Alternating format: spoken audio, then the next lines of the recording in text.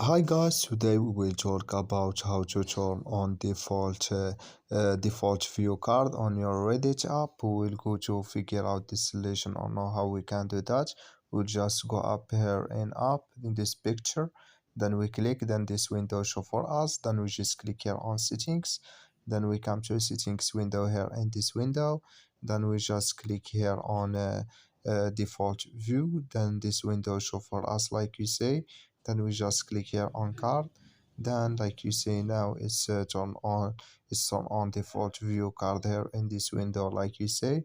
So that's all you have to do to turn on this mark or no, or turn this card here on default view card on this window here. So that's all, you just do that and it's going to work with you. Just follow these ways. So thank you for watching. Don't forget to support us by like and subscribe, and see you in next video.